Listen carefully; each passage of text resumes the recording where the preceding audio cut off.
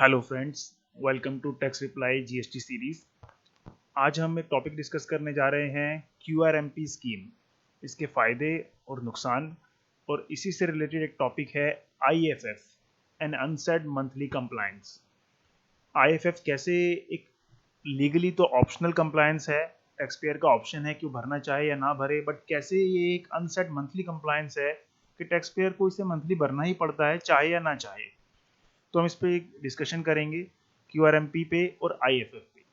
सबसे पहले आपको बता देते हैं कि क्यूआरएमपी स्कीम जो आई थी वो 1 जनवरी 2021 से आई थी। It was recommended by 42nd GST council meeting.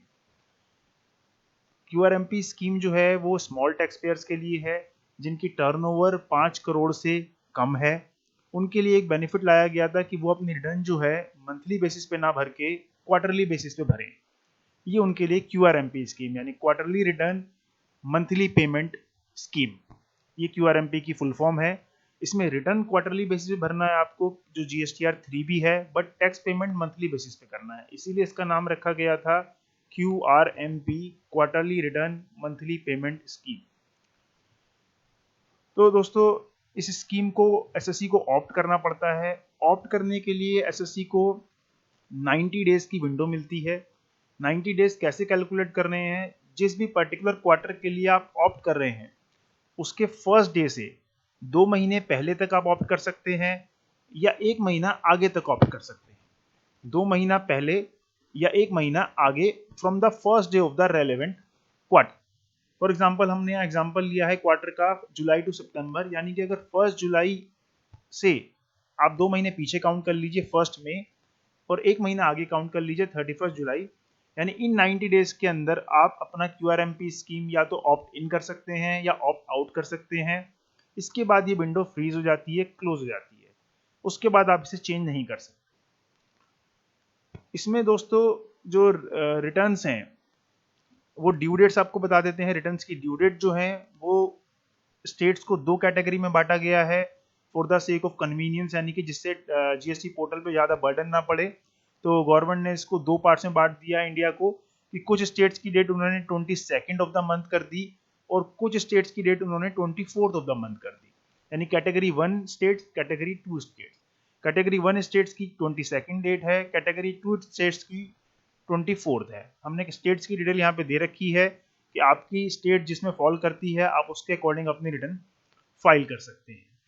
इसमें जो पेमेंट करना होता है मंथली बेसिस पे, उसमें 2 ऑप्शन मिलते हैं एसएससी को, फिक्स सम मेथड या सेल्फ असेसमेंट मेथड। पहला मेथड समझते हैं, फिक्स सम मेथड।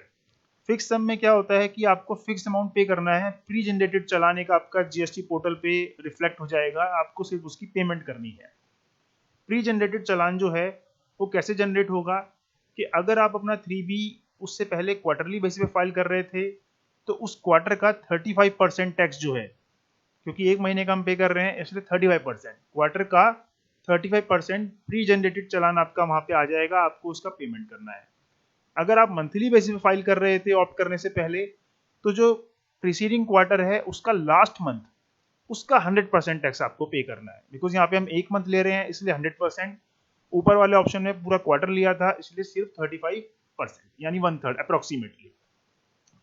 तो ये 2 ऑप्शन होते हैं फिक्स सम के अंदर, क्वार्टरली वालों के लिए 35, मंथली वालों के लिए 100%।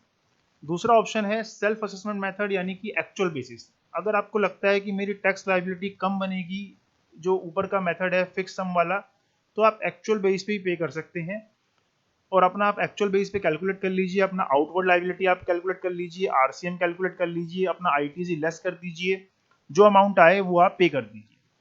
लेकिन इसमें पे करते हुए ध्यान रखना है कि अगर आपका शॉर्टफॉल हो गया at the end of quarter तो आपको फिर उस डिफरेंस पे इंटरेस्ट देना पड़ेगा। अगर आप फिक्स सम में जाते हैं तो आपके ऊपर इंटरेस्ट लायबिलिटी नहीं बनती, चाहे आपका टैक्स 35% से ज्यादा ही क्यों ना हो। एक्चुअल बेस पे अगर आप जाते हैं तो वहां पे आप पे इंटरेस्ट लगेगा अगर इन केस आपका शॉर्टफॉल हो गया फॉर अ पर्टिकुलर मंथ। तो आपको जो ऑप्शन अच्छा लगे आप उसमें पे कर सकते हैं। आगे चलते हैं हम pros and cons of QRMP scheme. QRMP scheme के कुछ फायदे हैं, कुछ नुकसान हैं। फायदे ये हैं कि इसमें 3 महीने में जीएसटीआर 3B एक बार भरना पड़ता है, तो ये बड़ा बेनिफिट है कि आपको हर महीने 3B नहीं फाइल करना पड़ता। तो आपका कंप्लायंस बर्डन थोड़ा कम हो जाता है। जब बर्डन कम होता है तो थोड़ी कॉस्ट भी कम होती है कंप्लायंस की, आपका कंप्लायंस कॉस्ट जो कंसल्टेंट को आप पे करते हैं वो भी थोड़ा आपका रिड्यूस हो जाता है। तो ये तो है इसके फायदे, बट इसके कुछ नुकसान भी हैं दोस्तों। नुकसान ये है कि 3B जो है वो फाइल तो क्वार्टरली बेस पे करना पड़ता है, बट टैक्स मंथली बेस पे करना पड़ता है। चलिए वो भी आपने पे कर दिया टैक्स, बट इसका सबसे बड़ा नुकसान जो है वो ये है IFF, जो QRMP स्कीम में एक IFF फैसिलिटी लॉन्च की गई। IFF फैसिलिटी ये कहती है क्योंकि आप 3B अपना क्वार्टरली बेस पे भरेंगे और 1B क्वार्टरली बेस पे भरेंगे, तो उससे पहले अगर सामने वाले को आपको अपना ITC पास करना है, यानी कि जिसने आपसे माल खरीदा है आपका कस्टमर, वो कैसे इनपुट क्लेम करेगा? बिकॉज वो तो रूल 36(4) में फंसा हुआ है कि वहां पे उसको अगर पोर्टल पे नहीं दिख रहा क्रेडिट तो वो क्लेम नहीं कर पाएगा। तो उसके लिए गवर्नमेंट ने एक नई फैसिलिटी लॉन्च करी, इनवॉइस फर्निशिंग फैसिलिटी IFF, कि यानी आप अपनी रिटर्न मत भरिए, बट उन बिल्स को आप रिपोर्ट कर दीजिए जिसको आप ITC दिखाना चाहते हैं रिटर्न भरने से पहले। तो ये फैसिलिटी उन्होंने लॉन्च करी थी, बट प्रैक्टिकल प्रॉब्लम ये है कि जिसको भी आप माल बेचते हैं, जिसको भी आप सेल कर रहे हैं, वो सब चाहते हैं कि उनका ITC उसी मंथ में रिफ्लेक्ट हो जाए जिस मंथ में उन्होंने माल खरीदा है। वो 3 महीने का वेट नहीं करना चाहते, बिकॉज उनका ITC ब्लॉक हो जाता है अगर वो वेट करते हैं तो इस प्रैक्टिकल प्रॉब्लम की वजह से IFF वैसे तो ऑप्शनल है, बट क्योंकि सामने से बायर का प्रेशर आता है और IFF भरना पड़ता है, तो ये एक मंथली कंप्लायंस बन गया है। ये अनसेट मंथली कंप्लायंस हो गया है, लॉ में लिखा हुआ है ऑप्शनल है, but because of practical difficulties सामने वाला बायर परेशान होता है, और बायर को परेशानी ना हो इसलिए सेलर को अपना IFF भरना पड़ता है मंथली बेसिस पे। तो ये QRMP स्कीम की एक ड्रॉबैक है जो प्रैक्टिकल डिफिकल्टी की वजह से लोगों को फेस करनी पड़ती है सेलर को। इसलिए हमने दोस्तों इसलिए कहा कि IFF an unset monthly compliance, यानी कि ऐसा कंप्लायंस जो लॉ में मंथली लिखा नहीं है लेकिन फिर भी सेलर को करना पड़ता है मजबूरी में, क्योंकि बायर उसका परेशान होता है ITC ब्लॉकेज की वजह से। तो फ्रेंड्स ये एक छोटा सा हमारा वीडियो था QRMP स्कीम और IFF के ऊपर, जिसमें हमने इसके प्रॉस एंड कॉन्स आपको बताए हैं, इसके ड्यू डेट्स बताई हैं, रिटर्न कब भरनी है, टैक्स पेमेंट कब करनी है, कैसे करनी है, वो हमने इसमें आपको पूरा समझा दिया है। QRMP स्कीम से जुड़े हमारे पहले भी कुछ आर्टिकल पब्लिश हुए हैं, ये आर्टिकल्स के हमने लिंक दे दिए हैं जिसमें QRMP स्कीम पूरी डिटेल में डिस्कस की गई है। आप इन लिंक्स पे जाके QRMP स्कीम पूरा समझ सकते हैं। इस स्कीम से रिलेटेड अगर आपके कोई क्वेश्चन है, अगर आपका कोई फीडबैक है, तो आप हमें कमेंट बॉक्स में लिख सकते हैं, हम आपको उसका आंसर देंगे।